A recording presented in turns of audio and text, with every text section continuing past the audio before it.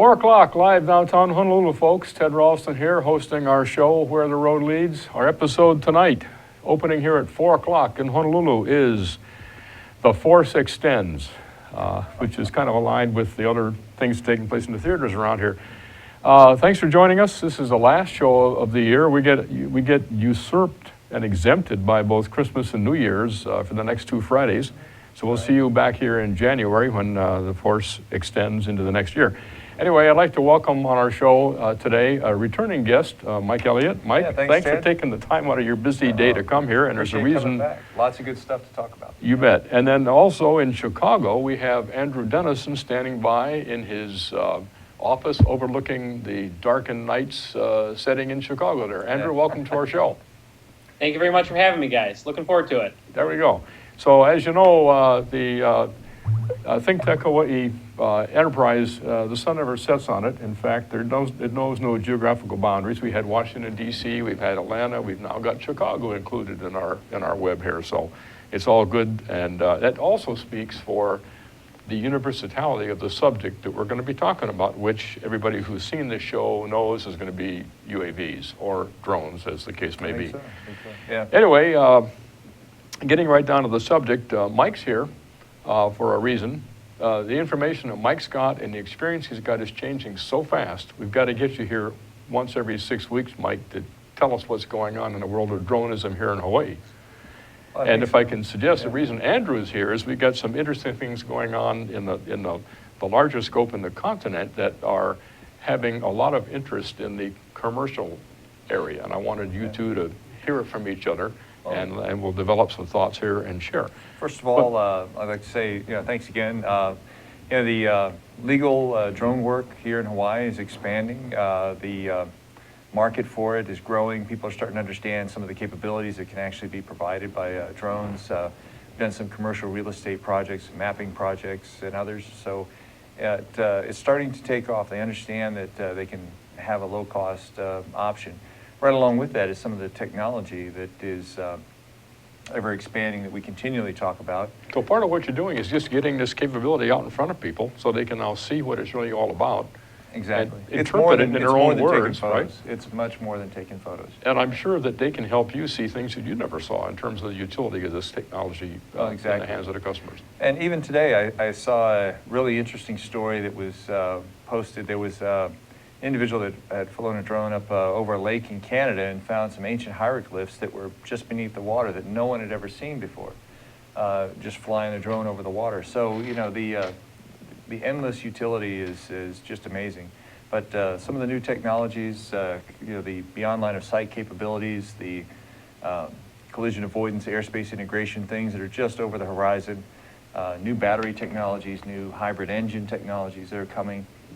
It's just going to open up this industry tremendously to where you're going to have a safe, long duration, heavy payload capability that can be employed for a variety of uses. I just thought of something. As a public service, which this station's all about, we should tell all the people in Hawaii watching this show tonight or watching YouTubes of it over the weekend to be aware that the island of Oahu is in total stand down on drone or UAV operations until the 3rd of January. Starting 8:15 this evening. Tonight, right. And that's, of course, there's nothing, after 8:15 it's dark anyway. So. True, but it starts then, and the president's arriving, so they put a temporary flight restriction over the entire island during the duration.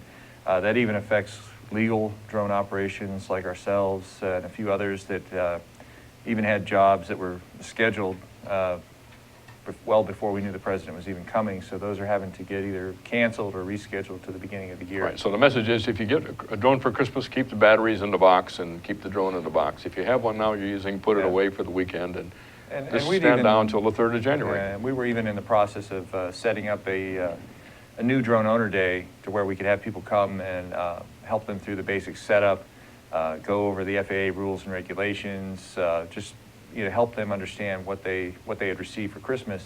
And we were just going to do that for free and have a fun day, but it looks like we're going to have to cancel that event also. There you go. So anyway, folks, keep them in their box until the president's left, and we'll be all good to go. Andrew, you don't have that situation, I don't think, in Chicago. You've got Obama hanging around there a lot, but he comes here for Christmas, and so that's what we're up against. Anyway, Mike's talking about the local application and the socialization, the value statement is beginning to come out, and the, working away against the fear situation that people might have had before. And to your credit for doing it completely correctly with all the permits and the licenses in place. Right, it's so that all about safety and operating communication legally. with the FAA and such. Exactly. It's, Yep. it's great interacting with them. They understand some of the restrictions that we're under, but, we're working through that, and the industry is trying to move ahead to, like I said, have full integration of some of this capability into our daily lives is going to help tremendously, saving of money, potentially saving lives. This reads right into what Andrew's all about. So Andrew, with that as an opening, talk a little bit about what you've discovered in the last 6 months working where you work and what we're doing about that.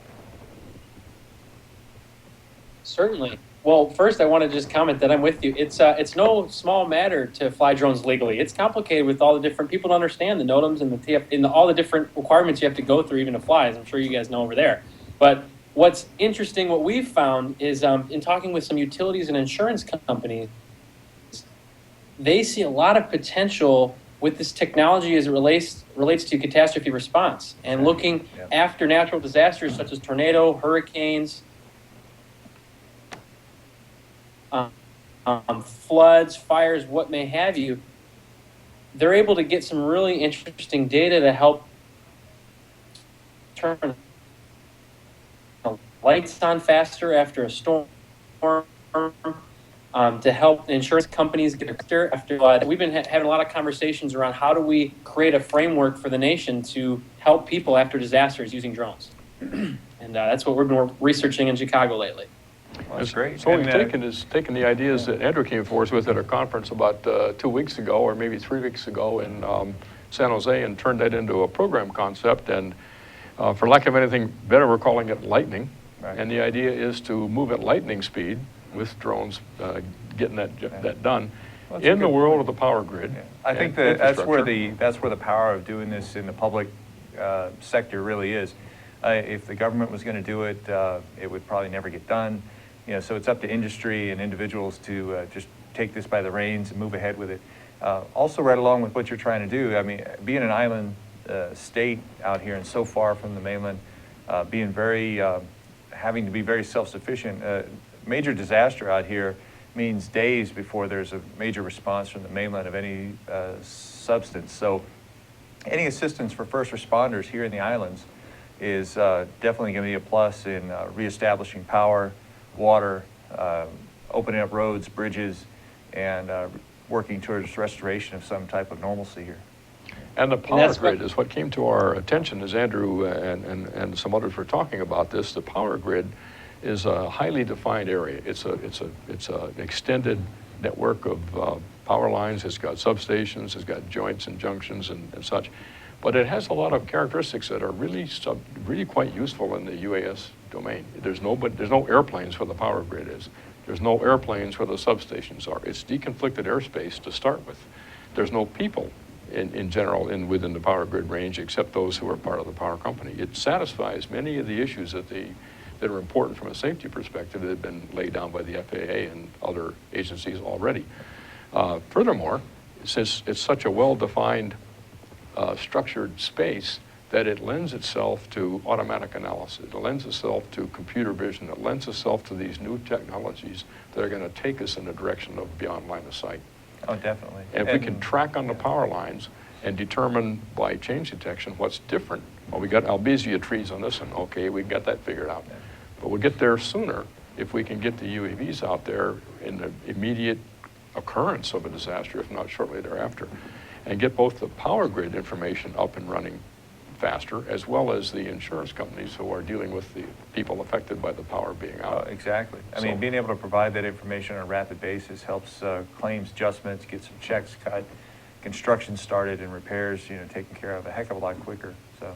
I just was, Andrew, I was just mentioning to my son-in-law who was staying with us over the weekend, I was just mentioning what's going on. He works at a major insurance company, and he said, we have a division who does exactly that. Its job is to figure out how to get those checks cut faster.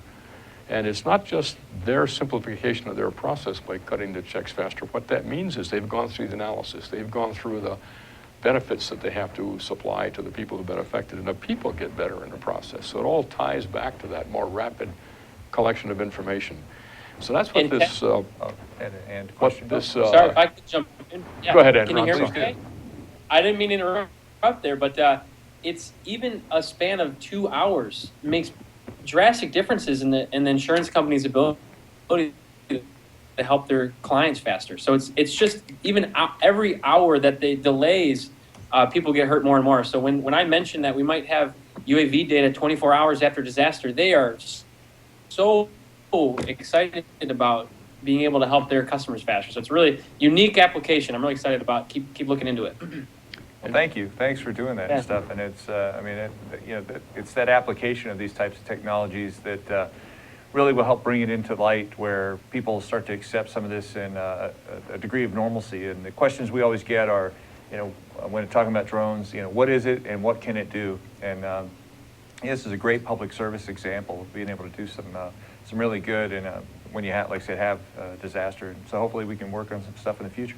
you bet. And what we're talking about here is something that, that brings together, frankly, FAA and NASA. We've already briefed the head of FAA UAV department, Louis Gibson, on this subject, and he's given us some vectors to go off and connect with in the state agencies that sort of sit on top of all the state agencies that kind of act as consolidators. So we got some interesting vectors of how to take this forward. We need people who've got the actual dirt under the fingernails experience, such as yourself, Mike, which is why you're here. Thank you very much for Yeah. that was why you're coming here today, is Yeah. to suck you in on this one. And anyway, we need that kind of participation. We need the power grids and the people to tell us what they really need, because one of the issues here that we see coming out of this is the power grids will be able to establish what their requirements are, the power grid people, rather than us as technology people or suppliers imagining what the right solution is. We'll be able to evolve the right solution by the interaction with the power grid people. So I had a question real quick for Sure. Andrew. So with Ted's assistance, we were able to put in a submission for this NASA UTM-2 here recently for a search and rescue drone that we're building, a separate business that I'm part of. And we also have payload drop capability with that. And I think that the application of some of those things in support for search and rescue, right along with what you're talking about, they're kind of hand in hand. So it definitely be something I think that is a lot of collaboration, because we noticed that we've been dealing with people from Europe and Australia and South America back on the mainland.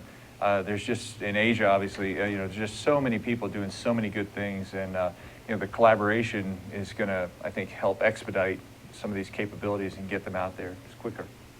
That's exactly how we're approaching it from a collaboration perspective, and kind of share the technology, share the understanding, and then when it comes time for people to procure something, they'll know what better to procure, and then the procurement can take place external to this. But this becomes a cornucopia, a place where you put it all together and evolve it in the right direction. So what are some of your shortfall? What are some problems that you're having right now?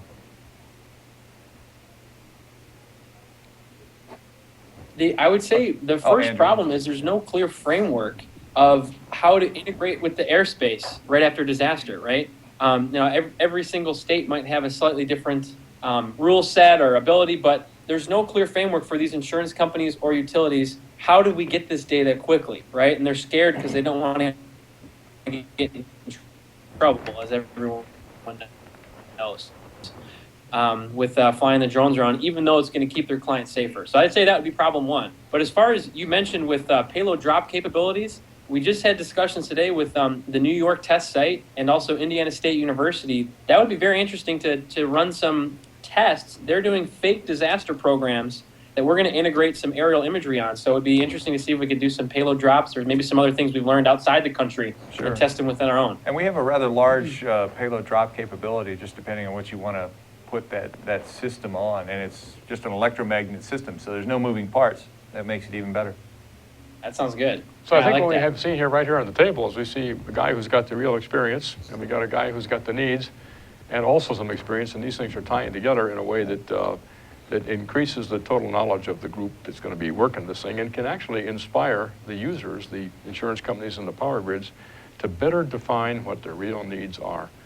In fact, that was one of what came out of a meeting in recently where a number of the power companies came together, and they said that they're missing this place where standards are developed that Andrew mentioned, Right. where they're missing the framework, they're missing a place where one can have an appreciation of a need that matches what somebody else needs. So one of the objectives of this program we're talking about is to establish just that. What's the book value? What do they need in extreme climate? What do you need in the Midwest? What do you need in Hawaii, for example? Right. And But it's that aircraft deconfliction piece that's huge, and that's something else that we've got, a pending patent for an ADS-B unit that, that we're hoping that will be a bit of a game changer that we can integrate into drones and into that new framework for the FAA and using ADS-B and that traffic deconfliction, that traffic awareness piece that would help integrate drones into the airspace, which is key to the disaster aspect, because aircraft need to know that these things are out there. let's talk about that after our first break, because that's a perfect lead into the next subject, which is the NASA UTM program that you've already submitted for. And what Sounds we're great. doing is we think is an adjunct to that. So think about that. We'll get back to that in about 30 seconds. Okay. Mahalo for watching Think Tech Hawaii. We are a channel dedicated to raising public awareness about the importance of technology, energy, diversification, and globalism to the future of Hawaii. We broadcast and stream daily from 1 to 5 every weekday, and we broadcast on Olelo 54 and OC16 TV. All of our shows are archived on thinktechhawaii.com, and we hope to see you there. Aloha. Hi, I'm Ethan Allen, host of Likeable Science on Think Tech Hawaii. Come join us every Friday at 2 p.m. when I interview interesting scientists about what they do, why they do it, and why we should all care about it. It's a lot of fun to see. And you can learn interesting stuff. You'll hear all kinds of fascinating science, and we know you'll have a great time. Hope to see you then. Bye-bye. Draw right next to the Okay, we're here, folks, again. Second segment of our show, Where the Road Leads, our episode, The Force Expands, kicking off right here in Honolulu today.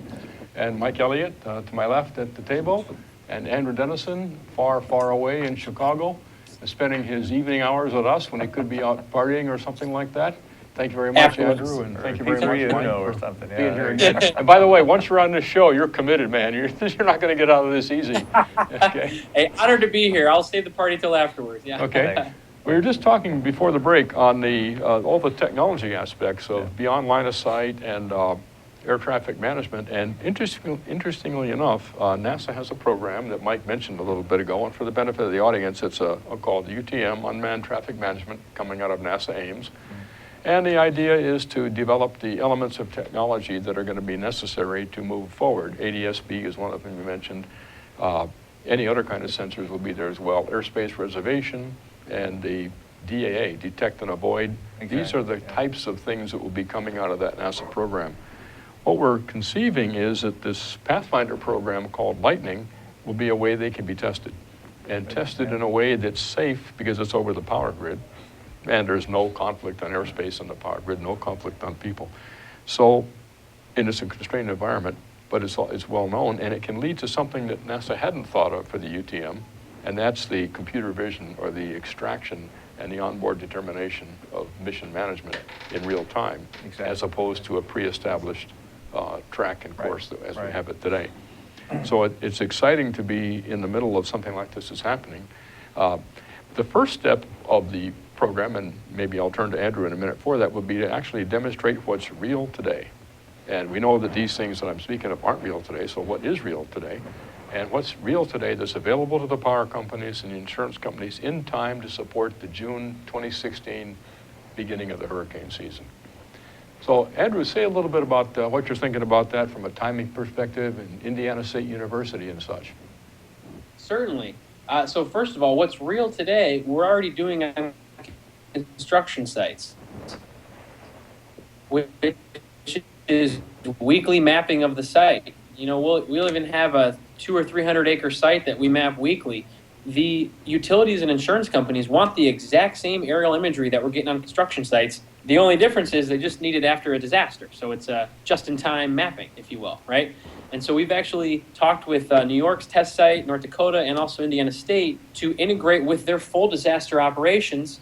They might run a fake tornado through Fargo, North Dakota, and practice the recovery process Well, part of that recovery process, we're going to be involved. And we're actually going to be the ones mapping the fake disaster zone to show the government, show the FAA, and show the insurance and utilities, this is what we can provide to you quickly after disaster. Yeah, exactly. And that's really what we're trying to prove before the disaster gets into gear this summer. So just on, like on our end too, the whole concept of doing a search and rescue drone project was after the major typhoon in Tacloban and seeing how devastating it was. My wife's family's from the Philippines. You know, they live in a very rural area. We know how little support there is from the government to recover.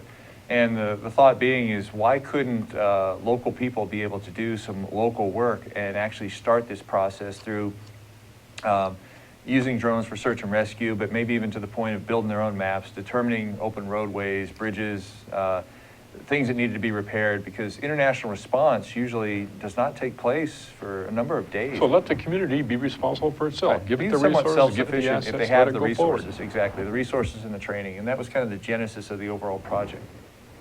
That's a fascinating, that could be considered, that's very much like what we're talking about in Pathfinder. We're talking about allowing the electric utilities and insurance companies to be ready to take on that role. Exactly. That otherwise isn't taken on by them. Right, empower So- them with the equipment, train Yeah, them. so and this then- is localizing that functionality that today is centralized and is handled by large aircraft doing overflights and this sort of thing. Exactly. Now, this is going to have an interesting social consequence of changing the order of command and control. Because no longer is this work going to be centrally managed out of a EOC or something like that. There's going to be a dependence and a connection to these remote sites at the front, which are all going to be developing information at different rates and bringing it into the picture. But just like to Andrew's point, this has to be trained to. You can't. Amen. You can't just talk about it. You actually have to Yep. go out there and train to it. And from the training, you extrapolate some of these lessons learned. Things that work, things that didn't work. Oops, we should have done this. Hey, I need to talk to this guy. You do that again and again and again. Then when it actually does happen, guess what? It works flawlessly. And you actually do save lives, and you get the information that you need to the right people in the right time. The communication aspect after a disaster sometimes, when there is no power or cell or anything like that, how do I get the data back to somebody else that can use it, maybe to build a map or actually print one out on a plotter somewhere? You know, those things that have to kind of be overcome. So I applaud you for doing the training. That's definitely something that we need to do here too in Hawaii. So once again, I think the very first step here is to come up with, by June of this year, what's real, what's practical, what can be applied from a standards perspective, and including the work in terms of MOUs or other documents required with the agencies in order to allow you to operate. So you have the airspace deconfliction, you have the TFR management, you have the agreements in place that allow you to go forward. So just that is a large undertaking as it is. So Andrew, we got a lot of work to do. We do. You know what? It's good work because we're going to help people get back on their feet faster, right? So what more could you be working on? That's pretty cool. There you go. Yeah, totally it is, right. Sounds good. And I think we'll need to bring Andrew on the show from time to time and talk about how progress is happening as this thing goes forward. Right now, our task is to put together an executive summary that has the right attention and the right attraction to various organizations. For example, I mentioned the NASA UTM program. Well, we don't want to conflict with that. It's going off and doing whatever it does. It's got funding, it's got a plan and a schedule. You don't want to do something that would conflict with that or challenge it in any way. So we have to be consistent with it rather than the other way around. So we have to do the socialization of the program concept. But if we're successful, we'll have what they call a Pathfinder program up there, and there are 3 that are out there right now. One is done by the British or the Burlington Southern Pacific Railroad. They were one of the early adopters talking about doing beyond line of sight rail inspection. Their way, right. And then there's one with the CNN and getting aircraft or UAVs over people who aren't part of the set. Right. And the third is with, I think it's Pixhawk or one of the other flight navigation systems or autopilot companies. Right, It's the 3DR, exploring, right. I think it's not them, but Okay. incremental approaching beyond line of sight. Sure. Put those all together and stick them over the power grid, and we get not only the beyond line of sight functionality, we also get the benefits to the power company and the insurance company of something that's real and practical and has a lot of lasting value. Not only that, this thing this program has the opportunity to stay around for a long time as new technology like the computer vision and such come into the picture. Exactly. And I just can't wait for that time when we can get virtual reality in here and the racing stuff, Mike. Oh, getting there, getting there. Andrew, I don't know if you've hooked up with the drone racing people yet, but that's an entirely different discussion. Oh my gosh, are those guys amazing or what? Yeah, I can't believe absolutely how they fast are. They are. We had a great time a few months ago. A bunch of them were out here, multi-island tour. Just had a wonderful time. But they are amazing pilots. It's incredible how fast those things can go around the track. It's really fun to watch. I've seen a few guys over here in Chicago fly as well. It's fun. It's But a you lot. know, The scenery's a lot better here. So.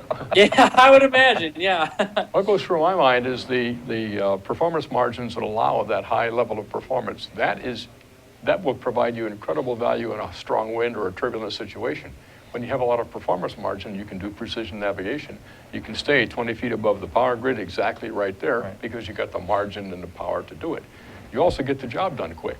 And there's nothing like getting the job done quick. And the third piece that comes to my mind is the way they use the goggles and the isolation of information in such a way that they can make better decisions faster. So the operational side is approaching virtual reality. It's approaching three-dimensional operation with a two-dimensional screen. It's changing the way we think of the one guy in a looking down at a ground station at a ponderous rate that we do today to something that's really quick and is on the verge of some form of automation. Right. So there was a friend of mine who was telling me about that. And I have to verify, but Pix4D software allows now importation of 4K video to actually build out the three-dimensional maps directly from 4K video. So if you can do that, then basically you hit record, you fly your route, and drop it into Pix4D, and you're generating your 3D maps. So you get that high resolution capability, and you don't have the issues of overlap, obviously, with photos and stuff if you get a little. So, there's some interesting changes on the software end, too. Sometimes it's not always the hardware, but it's the software that makes a lot of these things possible. I think that's where the lasting value in this is in the software extrapolation, the exploitation of information.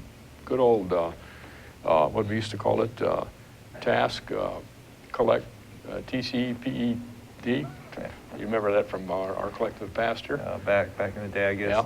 And then also another one too with Propeller, working with some guys in Australia, and they have it's a collaborative cloud-based system, so you can actually you don't have to have the software on your computer, but you can share it out. So you can build all this stuff in there, and then you can share it out so that other people can collaborate, edit, or just view the information themselves. So it's kind of captive in the cloud, which actually helps get it out to a larger number of people potentially. This is an interesting conversation because the issue we've got of getting this, lightning going and having the established on paper and in operational nature, what to do between now and, or what to do to be ready for June of next year. Guys like Mike, Andrew, have a lot of experience, a lot of knowledge, and a lot of vision as to what's taking place in the actual industry at the cutting edge of it, you might say. I think we need Mike and others like him to help staff this activity or create the starting point, so to speak. Would be where it goes. glad to help, and I've got some great people here working with me that are extremely knowledgeable, talented, and eager. Have anybody up in Chicago on your team? No, I do have some relatives that my uncle of mine worked for United for many, many years. So yeah, they still live outside of Chicago. Yeah. Well, when you come visit, let's have dinner or something. Be happy to talk. And Ted, I agree with you. The more, I think the goal of this research is to spread this knowledge among everybody, right? The more people that understand this, the more people we can help. So absolutely input, especially from guys like Mike who have that kind of experience. Let's pick that up after our next break and talk about how we're going to actually execute this, thinking of the June 2016 target. Sounds good. We'll be back in about 30 seconds. You have good. 30 seconds to figure that problem out. All right. Hi, my name's Hillary Weinberg. I'm the host of The Whole Gamut on Think Tech Hawaii. See us live every Tuesday at 1 p.m. or on our YouTube channel to hear us talk about world affairs from Hawaii and beyond. See you then. Okay, I'm Jay Fidel, that's Ray Starling. We co-host a show called Hawaii, the State of Clean Energy, every Wednesday, 4 to 5 p.m. It's really interesting. You know, Ray has a way of unzipping these guys. He asks them these questions, and all this stuff tumbles out, and we find out stuff we would never know about without Ray's questions. Thank you, Ray. You're welcome, Jay. I'm very pleased to be your Ed McMahon every Wednesday at 4 o'clock here on the internet. So you can join us and see what's happening in the energy world, and there is a lot going on. So join us every Wednesday at 4 o'clock. Yeah, come around, be energized right here on Think Tech. Aloha.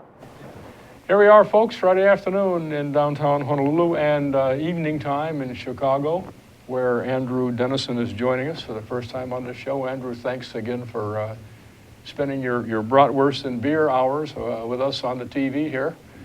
Mike Elliott from Drone Services Hawaii, who should be out working but took the afternoon off to come. It was raining, so yeah, there was raining, a job okay. we were going to do. But we got to be all weather, man. You can't use the argument of rain anymore on drones. We got to get past that's that something to point. overcome. And you know, one of the things like we talked earlier about our search and rescue drone that we've got. You know, we made it a weatherproof drone, not or weather resistant. Whether it's not immersed in the water per se, but that was one of those key factors, performance factors. So, you know, overcoming some of those things is key to getting some of this stuff out there, because the weather is not always perfect. And Ted talked about performance margin, Andrew, you know, so having some of that where you can fly in the wind, you can fly in the rain, snow, things like that, where you can get these platforms out there and they become, you know, almost all weather, would be great. That's where you got to get to, and I think that's one of the things we'll discover in this exact program that Andrew's leading us through. What are the weather maximums or minimums that we must have in order to have something that's effective, and you don't have to leave it sitting in the back of the truck because you can't operate it. We've been, we're getting very technical here, but we've been told already by collecting this kind of information from a number of places that, I'm trying to remember it from out of my memory here, but basically, here's what we've been told. Stand by. Minus 20 to 120 degrees Fahrenheit. All right. Okay. 40 knot winds. Yep. Rain and light, well, clear of course, but rain and light snow as the weather aspects of it.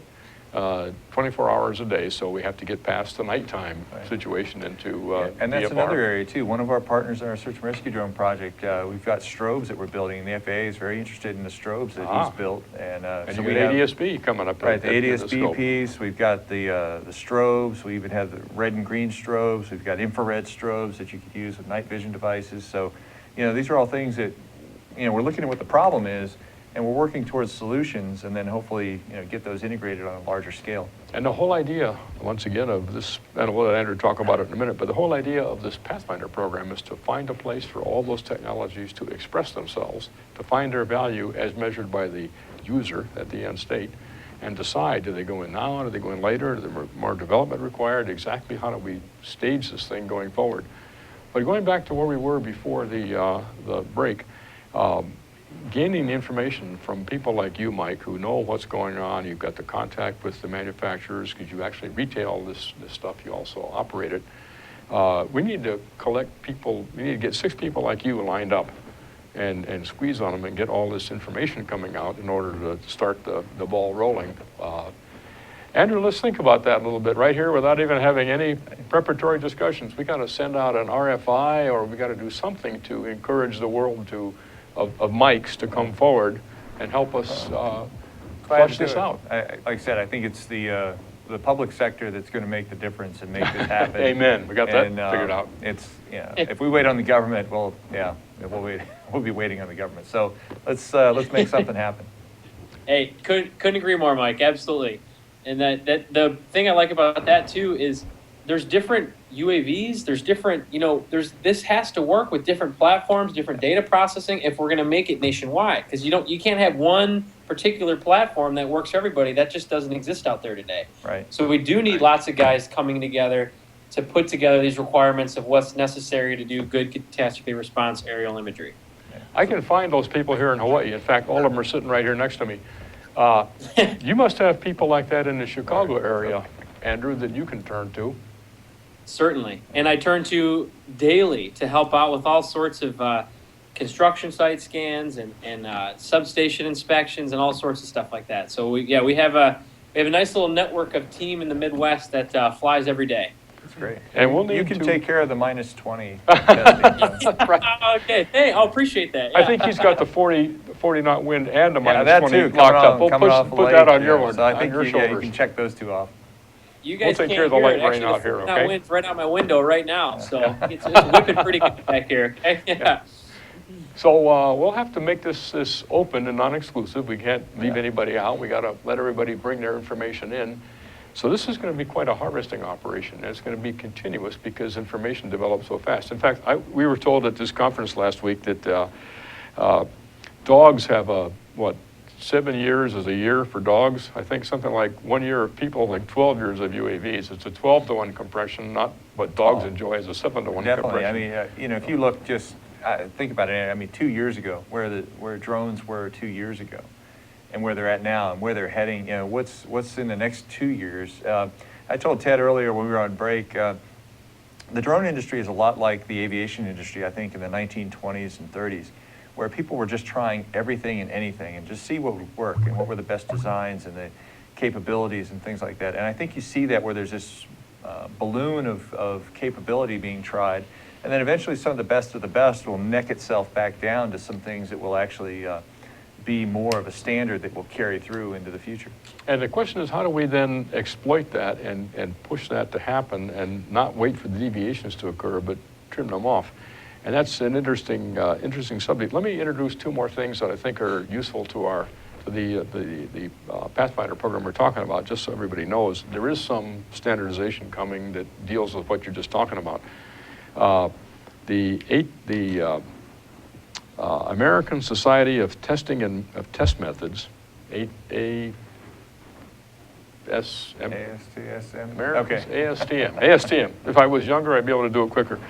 ASTM is responsible for coming up with the standards, the technical standard orders, the other means of expressing standards for the emerging world of UAVs. And just so everybody knows, they're going to be using the light sport aircraft structure of how that was handled from a certification process. That's going to be the frame of reference. But that is even more demanding than what we're going to have for UAVs because there's people on board and such. So they're going to back down from that a little bit and establish standards that are a little bit more free in the UAV world. For example, climb gradient on takeoff. Even in the light sport aircraft world, the climb gradient is specified. You got to have a certain minimum climb gradient. If you're multi-engine, you have to have a certain climb gradient with one engine out, all those things. In the case of the UAVs, there'll be a minimum climb gradient requirement, but it'll be defined just by safety. You have to have a minimum climb gradient to be safe. And that gives the designers a lot of flex. So there's going to be a lot of interaction between the design community and the certification community in coming up with these standards. But there will be standards. So part of the question you addressed, how do we take that 75 years of compression of experience in the aviation business and boil it down? ASTM will help with some of that. Yeah, and then on the spectrum side, RTCA, which is the Radio Telephone Communications Agency, is dealing with the issue of spectrum. And not just spectrum, the space in the spectrum area we can use, but how to secure it from and malicious then there's input and things such. too, like how do I go from using line of sight traditional RF frequency to a self-healing capability within the RF spectrum to cellular networks to possibly incorporating satellite controlled communication with relatively small drones. So that can be done. It's going to take time, but eventually we can get there. One of the things that the ASTM hasn't settled on yet is exactly how to incorporate those two elements, the communications element and the ground station, in with the unmanned air vehicle itself as part of the certification process. Do they certify just the UAV, or do they certify the UAV plus the comms and plus the ground station? I think I know which way it's going to go. Unit. I think it has to be because that's a system. And that's what you're doing is certifying a system. But they haven't had to deal with that before. No, but I think that's where you would have to go. That's where it's coming. There would have to be a standard set for that overall system for certification. Yeah. If we're successful in all this, a really interesting aspect to think about is the role of the individual operator. Today we have a picture of a guy with a box like we all have and an airplane flying out somewhere or a watercraft and maneuvering it and such. We get into the world of beyond line of sight with all the protection mechanisms you're speaking of, ADSB and various sensors that are doing the detect and avoid analysis, put that in there. the onboard mission determination, as you're suggesting, from onboard mapping, or we can get from computer vision, it now allows us to change the role of the operator. He no longer has to manipulate the system on an open loop scheduling of waypoints. You can now have the vehicle itself determine its own status from a safety perspective, and its own status from a mission performance perspective, tie them together. I think Andrew would agree that, you know, That's if you had some degree of autonomous flight, then you can actually, amen. you can concentrate on the mission. You know, if the drone is able to avoid obstacles, if it's airspace avoidance at LiDAR, you know, something else we've looked at for obstacle avoidance at low altitude at range. If it can do those things, then you can actually concentrate on why you put it in the air in the first place, not just the flight itself. We work on the mission, not on the it's operation. About, yeah, and that's what it is. That's it's about where the we mission. have to get to. Yeah. That is. It's really I would about say the internet's probably there right now, wouldn't you say? That data you guys can Oh, collect, sorry. right? That's what everyone, when you put that drone in the air, you need to get that right data. And in collecting that data, the way we describe it is sort of like an art form. Every time you fly, the wind's different, the weather's different, the imagery's different, the sensors are different. It is an art form. You can focus on that, the collection of good data. Yeah. It's really going to Exactly. help us along. So I agree with you guys absolutely. This is great, and well, we're kind of coming to the end of this segment, and this discussion will never end. We know that. And Andrew, we thank you very much for coming on the first time here. Two thoughts. I think we need to get everybody together and do this face to face, probably in January. So Andrew, the question: do it in Chicago in January, or Honolulu in January? I will figure that one out, if you will, for us. I don't know where I'd want to go yet. Okay. Hawaii sounds pretty good. And secondly, I'll just say that we'll extend this discussion a lot next year. One of our first discussions next year on this show is going to be innovation and how you promote innovation, how you manage it, and how you turn it into business. And we got some of that discussion earlier today. But in the declining last moments of our 2015 series of Where the Road Leads, the 4-6 spans, our episode for today. Well, Mike? I just at least like to give a shout out to some guys that have really helped, you know, Okay, throughout that's this what I year want to ask you. and Give stuff. your last 30 seconds to the world here. Yeah, my partners in our business, George Purdy, he's over on Lanai, he's doing a lot of great work, and we've got hopefully a huge announcement next year that we'll have for everyone. My wife, Ellen, today is our 10th anniversary. I love you. Thank you for all your support and everything. Jonah Saul, another guy's got a 323, been flying, he was flying Pipeline Masters. If you watched that, there was a lot of drone video you probably didn't even know it was being thrown in there and stuff. Yeah, they were up there working that with Eric Sturman this week. Tim Lerma over on the Big Island doing tons of great work, mapping. Came over and helped us the past week with the marathon. So we were out there filming for the marathon. You know, Jenley, Eston, Mike, you guys, man, I can't wait to hire you full time. So, you know, I'm looking forward to 2016. I think there's going to be so much great stuff coming our way. That's totally cool. What a way to end the year, by thanking the folks who made it all possible for you. That's great. Andrew, a couple of last words from you. Yeah, all I can say is, Ted, thanks for introducing me to all these great folks that we've had discussions with over the last 2 weeks. I'm excited to put this Project Lightning, make it real in the first half. So thank you very much for having me on the show as well. All right, we'll see you back again. And folks, this brings our episode, the 4-6 spans, to an end. I want to thank Andrew Dennison in Chicago for joining us today, and Mike Elliott once again. Sir, thanks for being here, and Ted. looking Thanks, forward Andrew. to next year. And with that, we will close the show for the week and close the show for the year. See you folks in the early part of 2016. We'll be talking about innovation and UAVs. Thanks all very much. Have a nice weekend. All right, aloha.